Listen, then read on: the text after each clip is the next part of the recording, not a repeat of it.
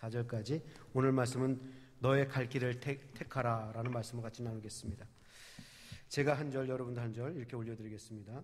여호와께서 가인에게 이르시되 내 아우 아벨이 어디 있느냐? 그가 가로되 내가 알지 못하나이다.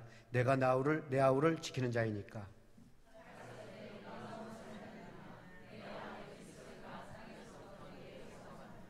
땅이 그 입을 벌려 내 손에서부터 내 아우의 피를 받았은즉 내가 땅에서 저주를 받으리니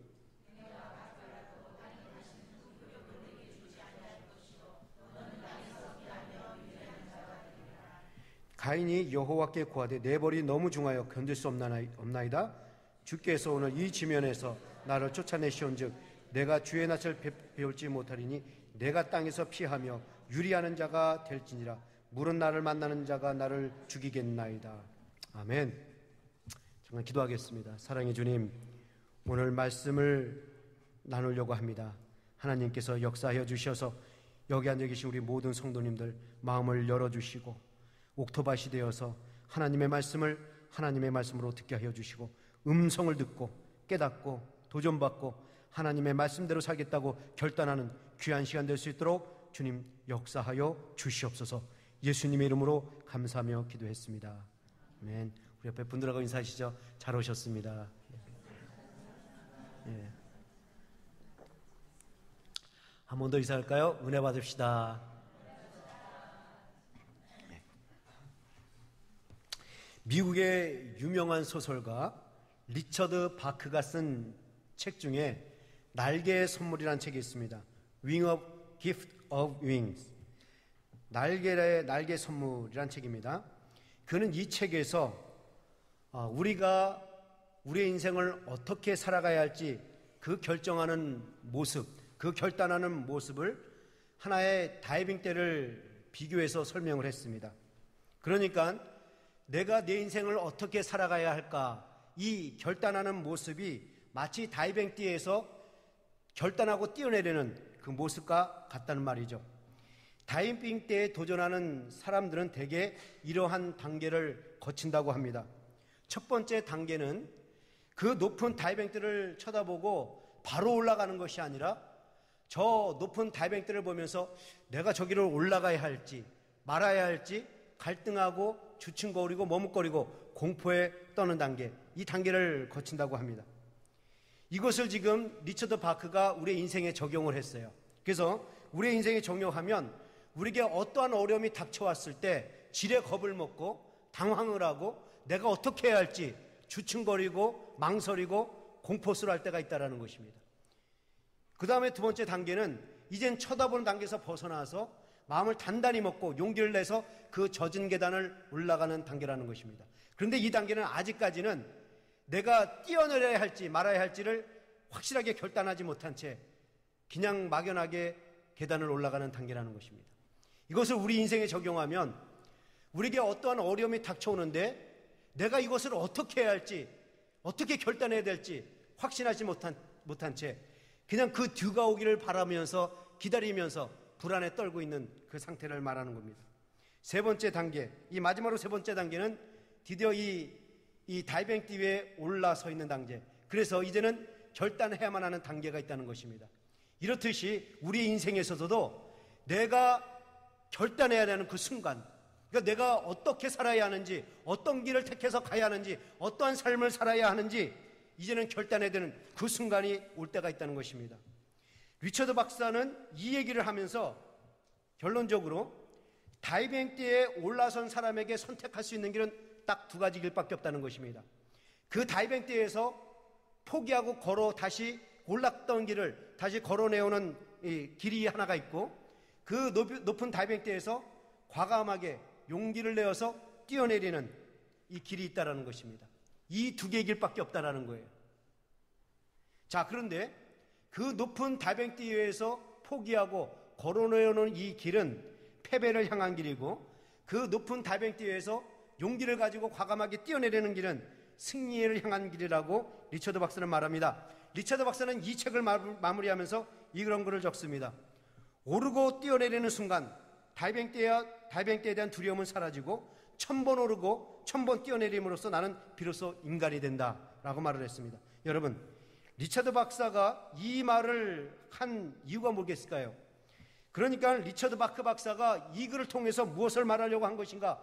높은 다이빙 뛰에서 과감하게 물속으로 뛰어내는 순간이 바로 그 다이빙 뛰를 정복하는 순간이라는 것입니다. 그렇듯이 내 인생에 있어서도 힘든 길이지만, 어려운 길이지만 과감하게 그 길을 뛰어내리는 순간에 나는 내 인생을 정복할 수 있다는 거예요. 그러니까 내 인생의 다이빙 뛰에서 무섭다고, 두렵다고 포기하고 뒤로 물러서는 것이 아니라, 편한 길을 택하는 것이 아니라, 타협을 하는 것이 아니라 그냥 거기서 과감하게 뛰어드는 순간에 그 인생은 정복되고 그 인생 속에 있는 그 불안과 두려움과 공포도 정복할 수 있다는 거예요. 그럼 그 후부터는 다이빙을 즐길 수가 있고, 이제는 1000번 오를 수가 있고 1000번 뛰어내릴 수가 있고, 그래서 그럼 비로소 인간이 된다라 이 얘기를 하고 있다는 것입니다. 제가 왜 이야기를 여러분들에게 하고 있는가? 우리 신앙이 그렇다라는 것입니다. 하나님을 믿는 성도로서, 하나님을 믿는 백성으로서 내가 어떠한 인생을 살아가야 할지, 신앙생활은 어떻게 하는지 결단하라는 것입니다. 우리에게는 두 길밖에 없다라는 거예요. 신앙인으로서 살아갈 길은 두 길밖에 없다라는 거예요. 의로운 길과 그렇지 못한 길이라는 것입니다. 하나님의 길을 가는 길과 세상 길을 가는 길, 그 길밖에 없다라는 것입니다. 다른 길은 없어요. 우리 인생을 살아가면서 살아가는 데는 딱 두 가지입니다. 세상 길로 가는 것과 신앙의 길로 가는 것. 그런데 신앙의 길이 가는 것이 힘들다고, 어렵다고, 두렵다고 주춤거리고 뒤로 물러서고 포기하는 그 길이 있는가 하면은 그것을 담대히 이기고 뛰어들이는 그 신앙인이 있다라는 것입니다. 그런데 그 신앙의 길이 어렵다고 세상 길로 가면 그 사람은 신앙의 패배자지만, 그 신앙길이 좀 힘들고 어렵지만 뛰어드는 순간에 그 사람은 승리의 길을 향해서 가고 있다라는 것입니다. 여러분들 힘든 길이지만, 어려운 길이지만, 고난의 길이지만, 십자가의 길이지만 그 길을 가게 되면 거기는 승리가 주어지고 하나님의 축복이 주어진다라는 것입니다. 그러기에 여러분들 오늘 이 시간 여러분들은 모두 이 둘 중에 한 길을 택해야 하는데, 여러분 모두 그 승리의 길을 택해서 하나님의 은혜를 받을 수 있기를 축원합니다. 자, 그런데 내가 이 길을 가려면 마음부터 먹어야 한다는 거예요. 이 결단은, 마음에 대한 결단이 중요하다는 것입니다. 사람은 마음먹기에 따라서 행동이 달라집니다. 김구 선생의 백범일지를 보면 자신이 왜 애국자가 되었는지를 이렇게 얘기합니다. 책을 읽다가 한 책에서 한 글귀가 귀에 탁 들어왔다고 합니다. 그것이 뭐냐면, 관상은 신상만 못하고 신상은 심상만 못하다라는 이 글이 귀에 딱 들어왔다는 것입니다. 관상은 신상만 못하고 신상은 심상만 못하다. 이게 무슨 말일까요? 아무리 잘생긴 얼굴이라도 튼튼한 건강한 몸보다는 못하다라는 것입니다. 그렇잖아요, 여러분. 아무리 얼굴이 이쁘고 잘생겨도 비실비실거리고 그리고 막 힘없고 맨날 맥없이 살면 그건 무슨 소용이 있습니까? 그러니까 건강한 몸이 그렇게 중요하다라는 거예요. 그런데 건강한 몸보다 건강한 마음이 더 중요하다라는 거예요. 이것을 읽고 나서 깨닫습니다. 그렇다. 내가 무슨 마음을 먹느냐에 따라서, 내가 어떠한 것을 마음에 품느냐에 따라서 내 삶은 달라진다. 이것을 깨달았습니다. 내가 높은 것을 생각하고 가치가 있는 것을 생각하면 나는 높은 생각, 가치 있는 삶을 살 것이지만, 내가 낮은 것을 생각하고 저질적인 생각을 하면 난 저질적인 삶을 살 수밖에 없다. 난 높은 것을 생각해야 된다. 나는 가치가 있는 것을 생각해야 된다. 이것을 가슴에 품었다라는 거예요. 이렇게 마음을 먹으니까 결국 그 마음의 결정대로 그는 애국자의 길에 서게 됐다는 거예요. 그렇다. 내가 나라와 민족을 구하는 사람이 되어야 되겠다. 이 높은 가치를 마음을 먹는 순간에 그 마음의 결정대로 그는 애국자의 길에 섰다라고 얘기를 합니다. 그러니까 제가 이 글을 통해서 여러분들에게 무엇을 말씀드리려고 하는 것인가? 우리가 하나님을 믿는 사람으로서, 성도로서 어떻게 살아야 되겠다, 어떤 인생을 살아야 되겠다, 어떤 신앙을 살아야 되겠다, 이것을 마음에 먹느냐에 따라서 내 인생관, 내 가치관, 내 신앙관이 달라지고 바뀌어질 수 있다는 것입니다. 그렇다면 여러분들은 하나님의 백성으로서 어떠한 삶을 택해서 가시겠습니까? 여러분들은 어떠한 길을 택해서 가시겠습니까? 오늘 이 시간 가인의 삶을 들여다보시고 어떻게 사는 것이 하나님의 백성답게 사는 것인지, 어떻게 사는 것이 하나님이 원하시는 삶인지, 어떻게 사는 것이 하나님이 기뻐하시고 인정하시고 칭찬하시고 축복하시는 삶인지를 깨달을 수 있기를 축원합니다.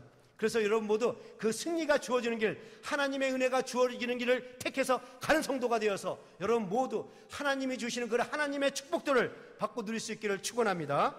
자, 그러면 가인은 어떠한 삶을 살았는가?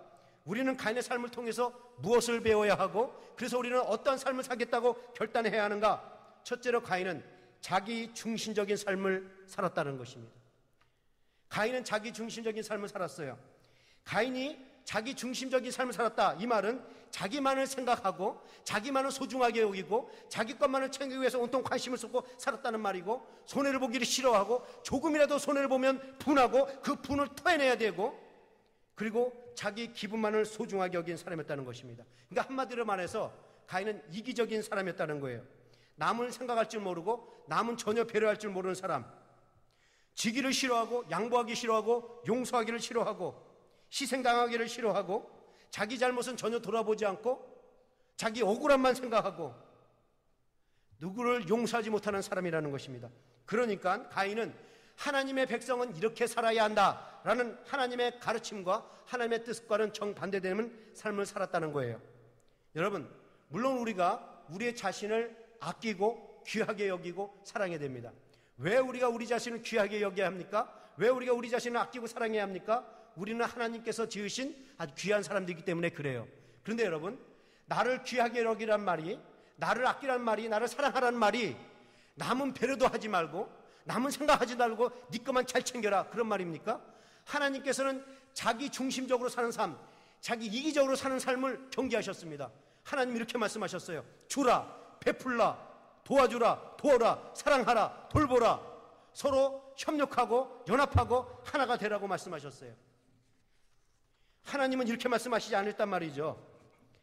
네 감정 소중하니 네가 기분이 나쁘면 앞뒤 가릴 것 없이, 전후 따지지 말고 위아래 가릴 것 없이 분을 토해내면서 살아라. 네가 손해를 보았니? 손해보는 것은 바보 나는 짓이다. 그러니 수단 방법 가리지 말고 네 것 잘 챙기면서 살아라. 양보하지 말아라. 억울한 일 당했니? 참지 말고 복수해라.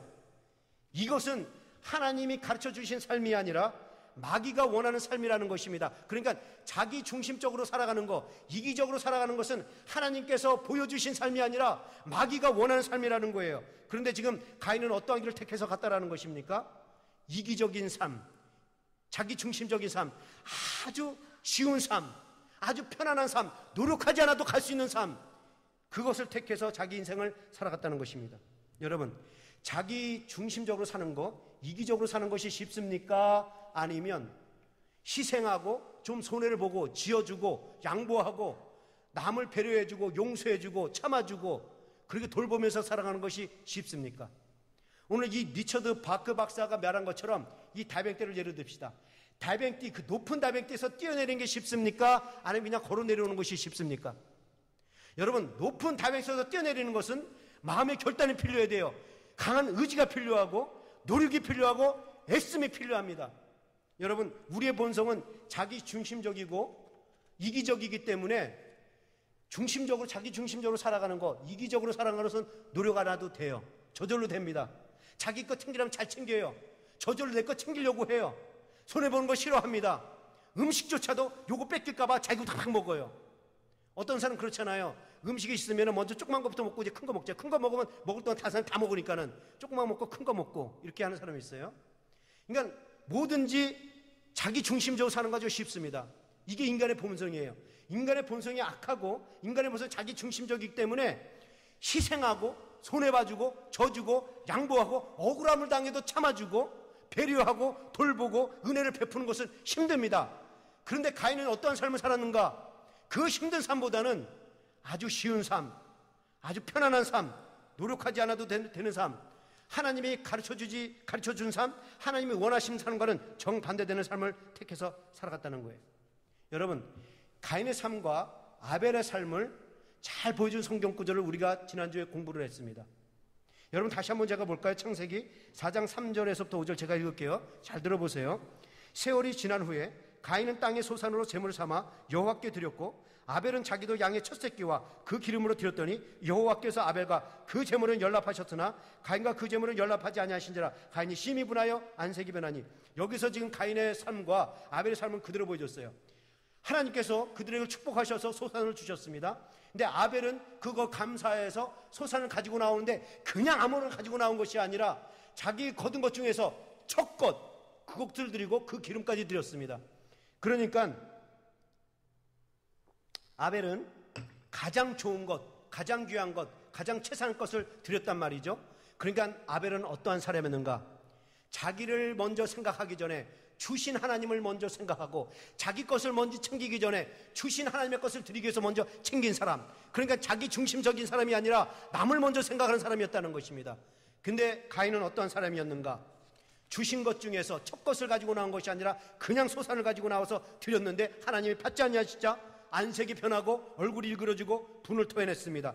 그러니까 가인은 어떠한 사람인가? 자기만을 먼저 생각하는 사람, 자기 것만을 먼저 챙기는 사람, 자기만 소중한 사람, 이해가 안 되고 무조건 자기 것을만 알아주기를 원하는 사람, 그리고 자기 잘못 생각하지 않고 억울함만 생각하고 자기 감정을 토해내야 속이 시원한 사람, 이런 사람이었단 말이죠.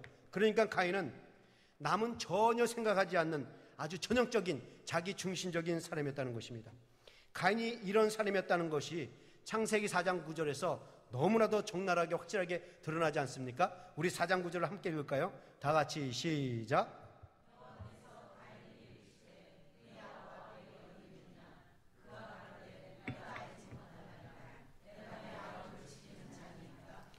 여기서 중요한 대목이 있습니다. 내가 내 아우를 지키는 자입니까? 내가 내 아우를 지키는 자입니까?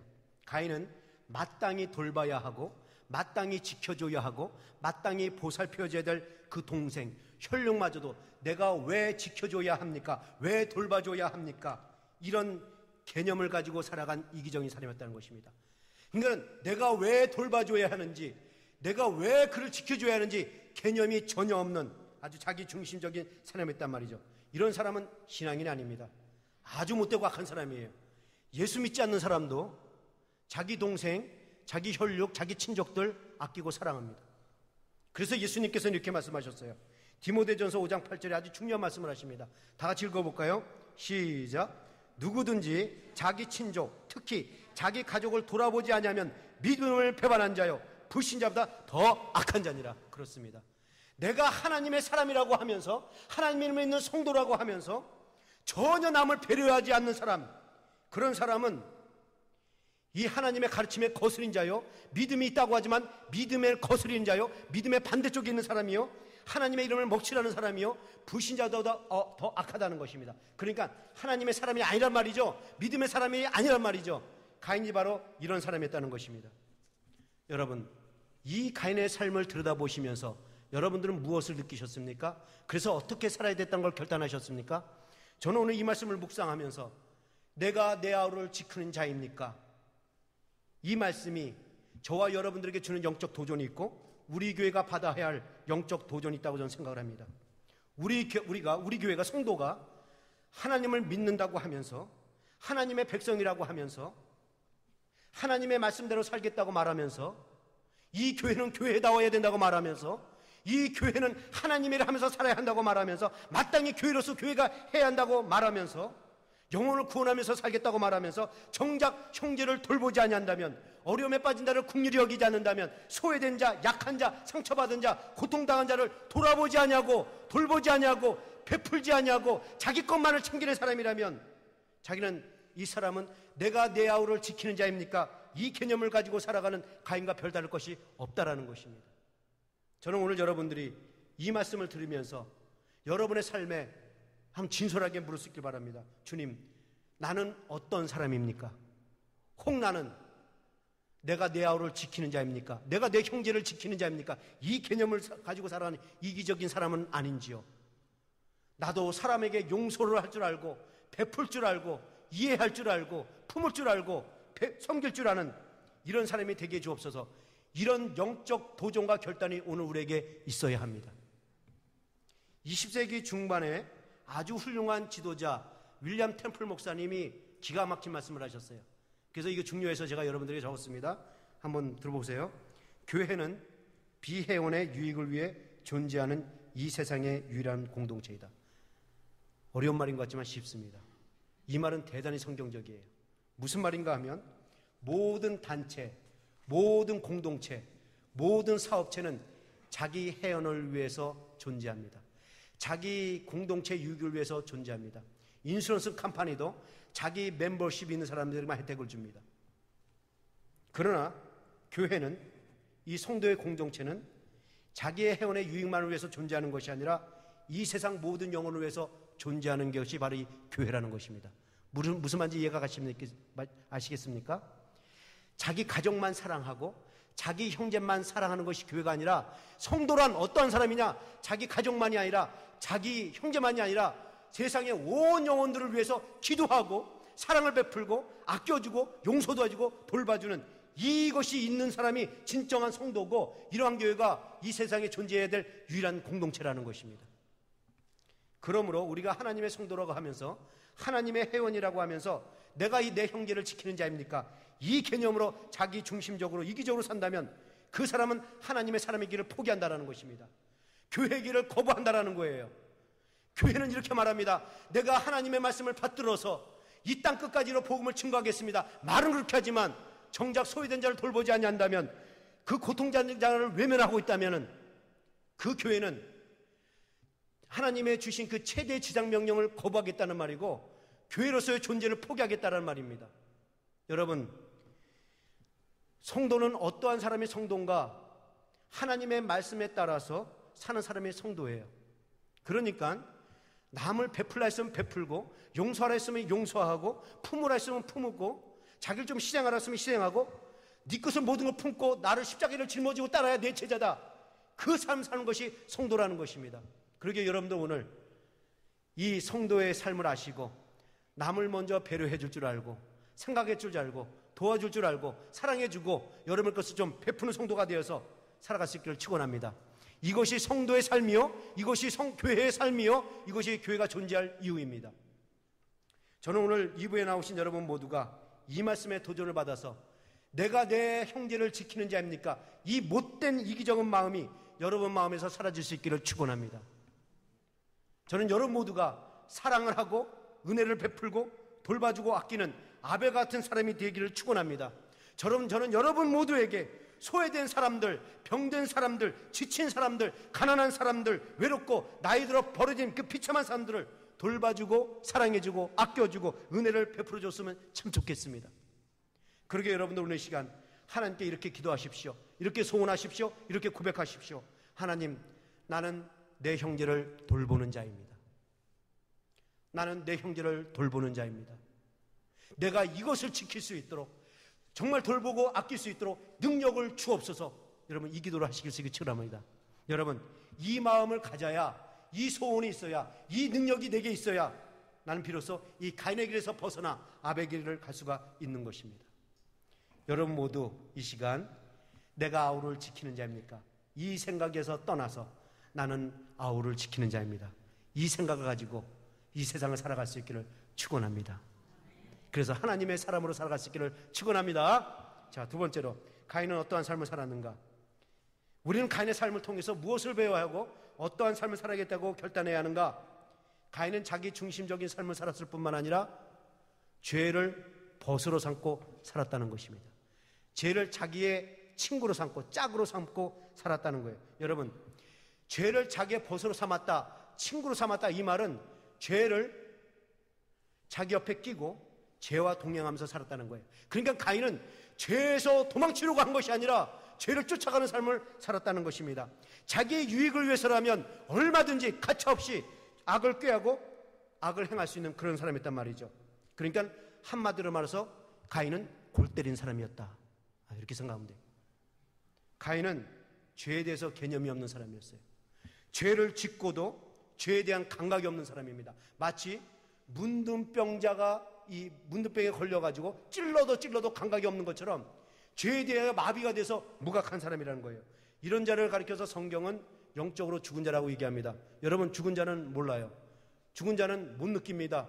아픈지 괴로운지 모릅니다. 찔러도 그 심각한 고통을 깨닫지 못해요. 그러니까 가인이 이런 삶을 살았단 말이죠. 여러분, 사람이 죄를 짓게 되면 제일 먼저 갖는 증상이 뭔지 아십니까? 두 다리를 쭉 뻗고 살지 못한다는 거예요. 여러분들 신창원 아시죠? 아시는지 모르겠는데 신창원 범죄자, 아주 화려한 정가를 갖고 있죠. 근데 이 사람이 한번 타라고 그랬어요. 그 감옥에서 타라는 것도 참 대단한 거예요. 감옥에서 타라고 했는데 얼마나 신초기문을 한지 1년 동안을 잡히지 않았어요. 정경, 경찰, 군경 다 했는데도 못 잡았어요. 1년 동안 이렇게 피해 다니다가 잡혔습니다. 그래서 기자가 물었어요. 지금 심정이 어떻습니까? 잡힌 심정이 어떻습니까? 그럼 뭐라고 얘기했어요? 속상합니다. 좀 더 잘 피하고 도망다닐 걸. 그래야 되는 거 아니겠어요? 근데 뭐라고 얘기했습니까? 지금 잡힌 심정이 어떻습니까?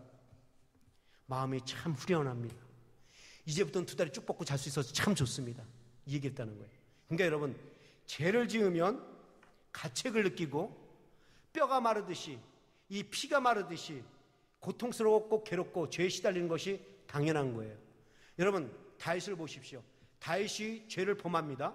죄를 범하자마자 마음속에 어떤 마음을 갖습니까? 평안해졌습니까? 다윗은 자기의 고통을 이렇게 표현했어요. 보시죠. 시편 32편 3절 4절에서 이렇게 얘기합니다. 내가 토설치 아니할 때, 내가 죄를 토설치 않고 죄를 가슴에 담을 때 어떻게 됐느냐? 종이 신음함으로 내 뼈가 쇠하였도다. 주의 손이 주야로 나를 누르니 내 진액이 화하여 여름 가물에 마름같이 되었나이다. 무슨 말입니까?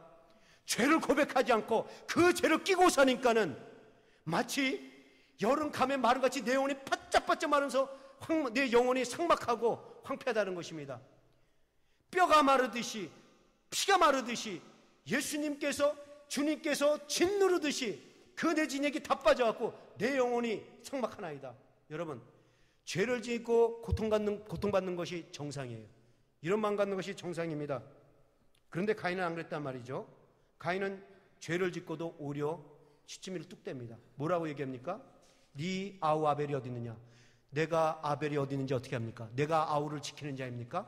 여러분, 금방 살해하여 죽여놓고도 이런 뻔뻔한 대답을 하는 것을 보십시오. 우린 이것을 보면서 인간이 어찌 이렇게 악할 수가 있을까? 죽여놓고 눈 하나 깜짝하지 않는 이 인간의 모습, 얼마나 이렇게 악하고 사악하고 잔인할까? 이것이 가인의 모습이었단 말입니다. 근데 여러분, 가인의 모습이 그날로 끝났습니까? 오늘날 우리들은 이 가인의 길을 걸어가는 후회들을 너무 많이 목도하고 있다는 것입니다.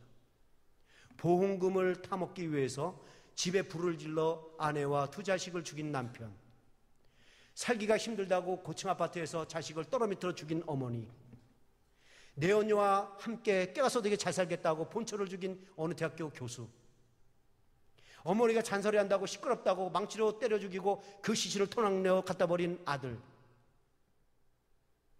밤늦게 귀가하는 여성들을 잡아다가 성폭행하고 죽인 남자, 이 사람들이 다 가인의 후예들이라는 것입니다. 가인의 길을 걸어가는 사람이에요. 난 죽인 거 없는데, 난 살해한 적이 없는데, 자기 중심적으로 살아가는 사람, 거짓말하면서 살아가는 사람, 악한 마음 품고 살아가는 사람, 다 가인의 후예라는 거예요. 근데 여러분들, 이런 사람들이 경찰에 붙잡히고 나서 왜 그랬느냐라고 묻자 그 대답의 공통점이 뭔지 아십니까? 홧김에 그랬다고. 술에 취해서 나도 모르게 그랬다고. 그러니까 무슨 말이냐면 자기 잘못이 아니라 화가 났기 때문에, 술에 취했기 때문에, 주변 환경이 나를 그렇게 맞기 때문에 나는 그럴 수밖에 없다는 것입니다. 아주 전형적인 가인이 가지고 있는 속성을 그대로 드러낸 거예요. 가인이 왜 그랬어요? 화가 났기 때문에, 하나님께서 받아주지 않았기 때문에 자기는 자기 아우를 죽일 수밖에 없었다는 거죠. 여러분, 근데 더 과간인 것은요, 잘못하여 경찰에 잡혔는데 이들이 잡히고 나서 뭐라고 얘기해요? 내가 감옥에서 나온 너 감놔두지 않을 거야. 밤길을 조심해라. 그런 얘기 하지 않습니까? 이런 사람도 어떻게 해야 돼요? 죽도록 맞고 한 대 더 맞아야 되죠. 예. 비 오는 날 그냥 먼지나도 맞아야 돼요. 여러분 지금 픽 웃었지만 이거 웃을 일이 아니에요. 참 기가 막힌 일입니다. 죄를 짓고도 죄로 여기지 않는 것, 악을 행하고도 악을 행하지 않는 것, 이게 바로 가인의 길을 걸어가는 후예들이라는 것입니다. 죄에 대한 죄책감이 없는 사람, 죄를 지어도 뉘우치지 말고 회개하고 돌이키지 못하는 사람, 죄를 벗삼아 사는 사람, 이런 사람들은 다 가인의 길을 간 후예들입니다. 성경은 이런 삶을 사는 사람들에게 뭐라고 얘기합니까? 하나님의 복을 절대로 받을 수가 없다고 합니다. 하나님은 시편 1편에서 하나님의 복을 받을 자와 화를 불러올 자를 명확하게 구분해서 설명했습니다. 한번 얘기 들어보실까요? 우리 시편 1편 1편 3절을 제가 읽겠습니다. 복 있는 사람은 악인의 길을 쫓지 아니하며 죄인의 길에 서지 아니하며 오만한 자리에 앉지 아니하고 오직 여호와의 율법을 즐겨하여 그 율법을 주하러 묵상하는 자로다. 저는 시냇가에 심은 나무가 시절을 쫓아 과실을 맺으며 그 잎사귀가 마르지 않 같으니 그 행사가 다 형통하리로다. 어떠한 삶을 사는 사람이 하나님의 복을 받을 수 있다고 얘기합니까? 악을 꾀하지 않는 자, 죄의 길에 서지 않는 자, 오만한 자리에 앉지 않는 자, 주의 말씀을 주야로 묵상하고 하나님 말씀대로 사는 자, 그런 사람들은 잎사귀가 마른 것 같지 않지 그 인생이 마르지 아니하고 그 시절을 찾아 과실을 맺는 것처럼 때에 따라서 채워짐을 받고 공급함을 받고 그 영혼이 형통하다라는 것입니다. 그런데 어떠한 삶을 사는 사람이 하나님의 화를 불러온다고 얘기하고 있습니까?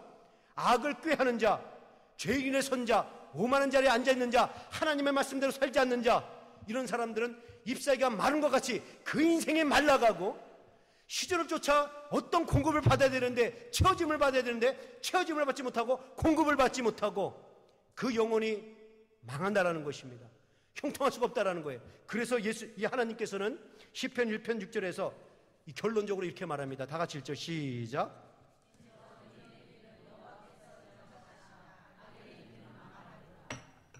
하나님께서는 은혜의 길을 간 자와 악인의 길을 가는 자는 어떤 차이가 있다고 얘기합니까? 그러니까 가인의 길을 가는 자는 자기만을 생각하고 자기 것만을 챙기려고 하고 분하면 분한 대로 상하면 상한 대로 토해내지만 속이 시원한 사람, 자기의 유익을 위해서라면 남이 상처를 받든 손해를 받든 무조건 짓밟고 수단방법 안 가리는 사람, 죄를 짓고도 회개하지 않는 사람, 자기 잘못을 여기지 않는 사람, 남의 탓만 하는 사람, 이런 사람은 다 가인의 길을 가는 자들인데 이런 자들은 그 인생이 잘 살 것 같지만 좋은 길이 열려질 것 같지만 하나님께서는 그 길을 인정하지 않는다는 것입니다. 그 영혼은 반드시 망하게 되어 있다는 거예요. 그러나 하나님께서 이렇게 말합니다. 바꾸어서 힘들지만 어렵지만 손해보고 져주고 양보하고 남을 배려하는 것이 힘들지만 그것이 고난의 길이고 십자가의 길이지만 그 길을 가게 되면 하나님이 그 길을 인정하신다는 것입니다. 결코 그 인생 망하지 않는다라는 거예요. 여러분들, 여러분의 인생이 얼마나 된다고 생각하세요? 여러분의 인생은 평생이에요. 평생.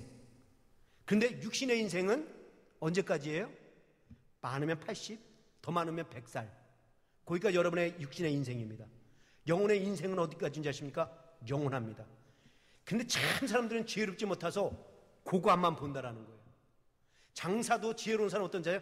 그거만 보는 것이 아니라 넓게 내다봐가지고 그 넓게 내다봐서 손님이 오면 좀 하나 더 지어주고 그냥 깍두기 하나 더 주면 이사 딱 찌고 깍두기 하나 주세요. 근데 찍찍 가서 줘봐요. 달지는 않아요 그 사람이요.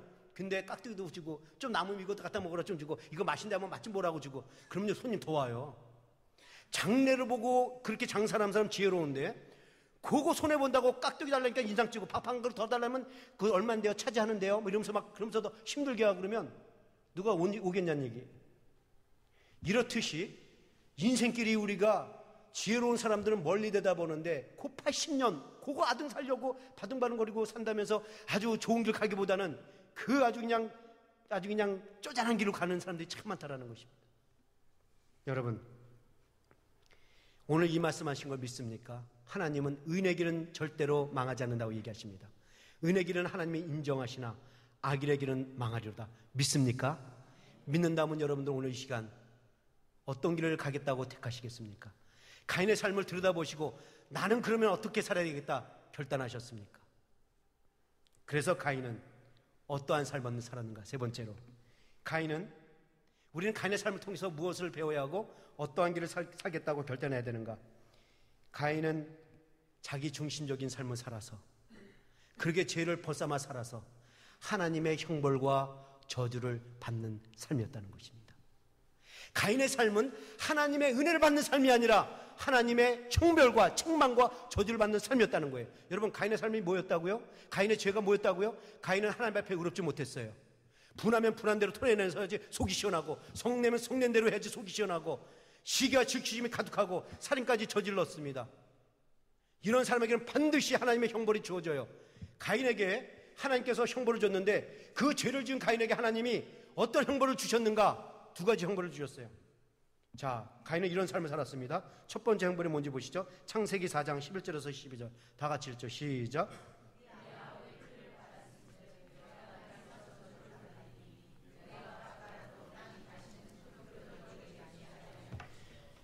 하나님이 가인에게 어떤 형벌을 주셨는가? 하나님이 죄를 지은 가인에게 그 삶에 어떤 형벌을 주셨는가?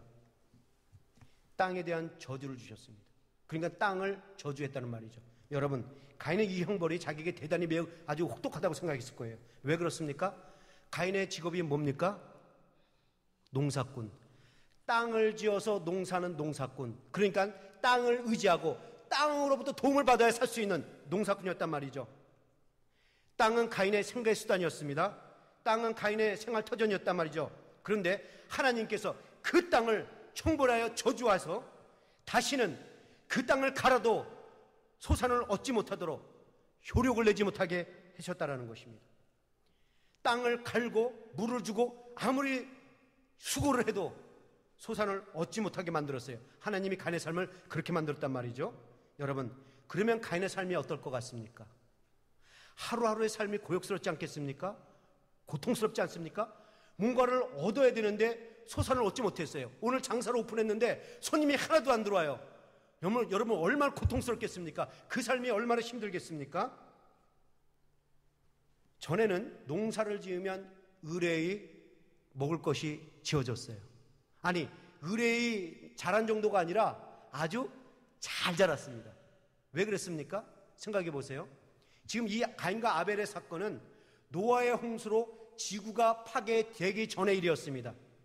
물과 공기와 환경과 자연이 파괴되기 전인 최상의 상태, 오염이 전혀 되지 않은 아주 깨끗하고 맑은 땅에다가, 기름진 그 땅에다가 농사를 지었으니 그 농사의 그 농사품들이 얼마나 잘 자랐겠습니까? 그 농사를 지은 그 농사품의 종류들이 아주 책상급, 최고품, 명품들일 거예요. 오늘 식으로 말하면 무등산 수박, 나주배, 상주 곶감, 나파 포도, 뭐 아주 좋은 것도 열 몇 개죠. 그런데 이 가인이 죄를 짓고 회개하지 않자, 뉘우치고 하나님께 돌아오지 않자 하나님께서 그 땅을 저주해서 그 땅에선 다시 소산을 얻지 못하도록 효력을 내지 못하겠다는 것입니다. 하나님께서는 그 땅을 저주해요. 그 땅을 효력내지 못하게 해서 어떠한 것도 가인에게 주지 못하게 했다는 것입니다. 여러분, 이 메시지에서 우리가 교훈 삼아야 할 것이 있어요. 내가 하나님 앞에 바로 서지 못하면, 죄의 길을 걷게 되면 하나님 그 순간 내가 가장 아끼는 거, 내가 가장 의지하는 거, 나를 죄짓게 만드는 거, 나를 교만하게 만드는 거, 나를 욕심부리게 만드는 거, 내가 자랑하는 거, 내가 정말 믿고 큰소리 떵떵 치는 거, 하나님은 그것을 빼앗거나 무력화시켜서 없애버린다는 것입니다. 가인은 그 소산 때문에 욕심을 부렸어요. 그래서 그는 혈까지 내고 결국 사람까지 죽였습니다. 그래서 하나님께서는 그 삶을 보시고 그 땅을 저주하고 효력을 내지 못해서 아무리 땅을 갈고 흙을 파고 심고 땀 흘려도 곡식이 나오지 못하게 했습니다. 이게 가인의 삶이었단 말이죠. 이와 같이 우리도 가인의 길을 걸으면 우리의 삶도 이 형벌을 받게 된다는 것입니다. 우리가 하나님 앞에서 바른 삶을 살지 못하고 좀가 요령을 부리며 이렇게 하면 좀 잘살겠지 하고 타협하고 정상적인 길을 가지 않냐고, 그러면 그 순간에 뭔가 잘 되는 것 같지만 하나님께서는 그 삶의 터전에 효력을 내지 못하게 하셔서 여러분들이 아무리 수고해도 아무리 땀을 흘려도 결실을 맺지 못하게 하고 문제만 생기게 만들어 놓는다는 것입니다. 여러분, 그러게 여러분들 바른 길로 택해서 가시길 바랍니다. 의의 길을 가는 자는 하나님께서 그 삶에 효력을 내셔서 땅을 회복시키고 여러분의 삶을 회복시키고 새로운 자로 만들어 놓고 여러분의 삶에서 웃음이 나오게 하고 기쁨이 나오게 할 줄로 저는 믿습니다. 그렇지 않습니까, 여러분들? 이 암으로 젖어있는 이 지역에 예수 믿는 사람들이 가득하면, 의로운 사람들이 가득하면 분명히 이 지역은 회복될 것이고 새로운 땅이 될 것이고 영적인 땅이 될 것이고 이곳에는 기쁨과 소망이 일어날 걸로 저는 믿습니다.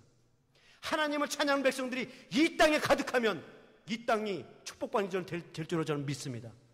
그러게 여러분 모두 정말 의의 길을 걷는 사람이 되어서 여러분의 삶을, 여러분의 가정을, 여러분의 지역을, 여러분의 성의 이 교회를 효력이 나게 만들어서 여러분의 가정에서, 여러분의 삶에서, 이 교회에서, 이 지역에서 기쁨과 소망과 찬양과 안식과 평화를 이거 수확할 수 있는 여러분 될 수 있기를 주님의 이름으로 축원합니다. 마지막으로 하나님께서 죄를 지은 가인에게 준 형벌이 무엇이었는가? 창세기 4장 12절을 보시죠. 다 같이 읽죠. 시작. 땅에서 피하여 유리하는 자가 되리라. 하나님께서 죄를 지은 가인에게 준 형벌은 땅에서 유리한 자로 살게 만들었습니다. 하나님께서 가인을 땅에서 유리한 자로 만들었다. 이 말은 뭐냐 하면 한 곳에 정착하지 못하고 이리저리 떠돌아다니는 신세로 만들어 놓았다는 것입니다. 여러분, 이 형벌 또한 가인에게서는 혹독하다고 생각할 수 있어요. 왜 그렇습니까? 아까 가인의 직업이 뭐였다고요? 농부였어요. 농부였는데 한 땅에 정착하지 못하고 이리저리 떠돌아다니는 삶을 살았다는 거예요. 이 말은 뭐냐면 그는 이제 더 이상 농사를 지을 수 없는 사람이 되어버렸다는 것입니다. 그는 이제 더 이상 자기가 농사를 지을 땅을 소유하지 못하게 됐다는 거예요. 자기에게 농사할 땅이 없다라는 것입니다. 이것 말고 여러분 얼마나 고통스러운 형벌이 어디 있겠어요. 이것이 죄의 길을 걸은 가인에게 주어진 대가였습니다. 그럼 여러분, 죄의 길을 걷는 이 가인에게만 이 형벌이 주어졌습니까? 하나님 앞에 분노하고 분을 토해내는 사람, 자기 중심적으로 사는 사람, 죄와 짝하면서 사는 사람들에게는 이 모든 형벌이 주어졌어요. 보세요. 이스라엘 백성들이 광야에서 그 부정적인 말을 하는 10명의 정탐꾼의 말을 듣고 같이 분노하고 같이 성을 내며 의로운 갈렙과 의로운 여호수아를 대적하면서 의로운 하나님을 대적하면서 막 분을 토해냅니다. 그러니까 하나님이 어떠한 형벌을 주십니까? 보시죠. 민수기 14장 32절에서 33절 다 같이 읽죠. 시작.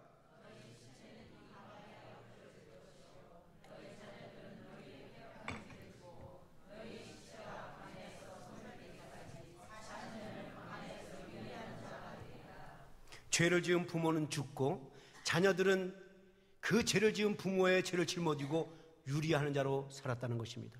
방랑자로 살았다는 거예요.